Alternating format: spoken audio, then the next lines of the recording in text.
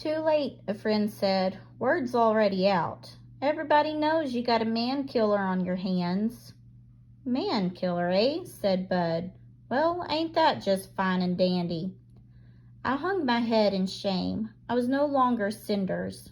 I was man killer. Whatever it meant, I felt the name sear itself into me like a brand. You best save yourself the trouble and put her down right now, said the friend said. It's the only thing to do with a horse that's gone bad. I knew that word, bad. Had I gone bad? Like moldy hay or wormy apple? I'd always been good.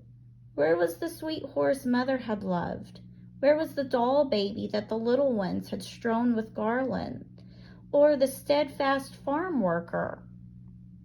They unhitched me from the wagon and left me tethered to a tree. Still no brush, no feed, no water. I stood around and shivered. The whip sores on my back stung. Some time later, a man I didn't know came and with nervous hands untied me and yanked me toward the barn. I'd always been an outdoor horse, even on the harshest winter days. Muller's barn was big and dark and musty and terrifying. Get into that stall, man killer! The man shouted and waved his arms, but I planted my feet and set my teeth and refused to move. He took up a pitchfork. Old man Muller had been a hard man, but he had never meant me ill. I reared. Get in there! He lunged at me and caught me in the ribs with the pitchfork. Screaming, I wheeled around and fled into a wooden box filled with straw.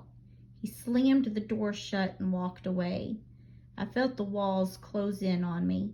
I paced and tried to kick my way out. Finally, I gave up. People came to visit me.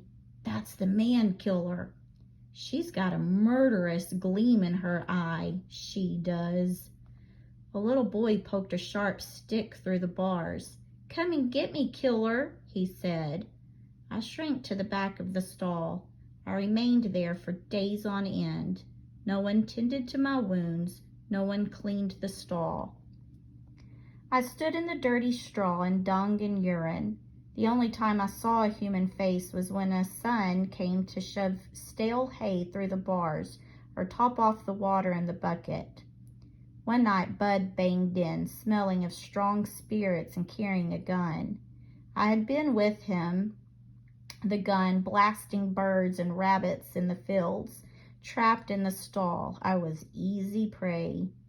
He rested the barrel on the sill and aimed it between my eyes. He slid back the hammer. I fixed with him a pleading look. His hand on the trigger trembled.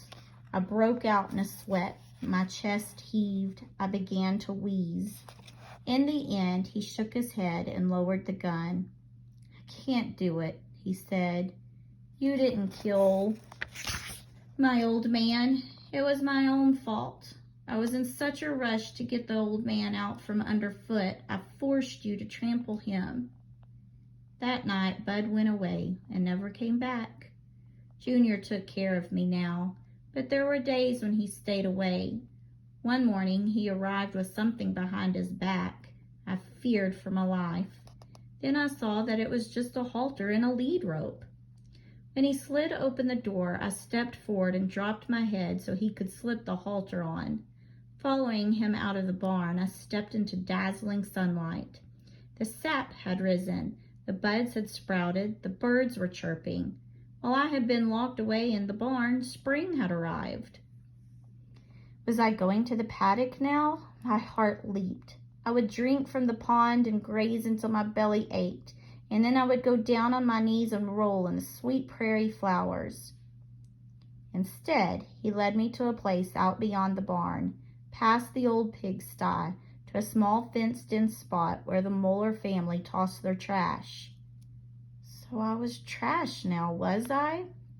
There I spent my days among the old rigs and rusting barrels. I picked my way through the broken glass and rusty wire and searched for a few pale blades of grass. And when the grass was all gone, I licked the rotten timbers crawling with maggots.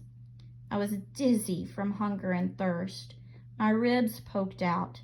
My hooves had grown so long that I wobbled when I walked.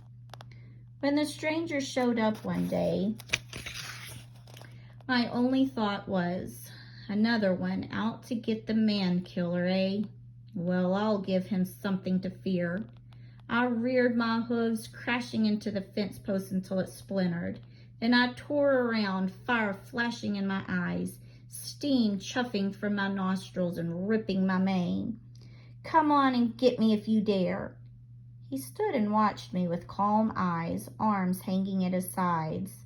Suddenly, all my rage and fear drained away like water from a rusty bucket. I came to a stop not far from him. Dropping my head, I heaved a sigh of pure weariness. The man pushed his hat back. So you're done with your little temper tantrum, are you now, Cinders? My eyes twitched. He had a gentle voice. I lifted my head. He had a kind face. I licked my dry lips and chewed. Man killer, huh? He said. I blew out and shook my mane. I didn't think so. Although if I were you, I'd hunt down the son of a gun who put me in here and give him a swift kick in the britches.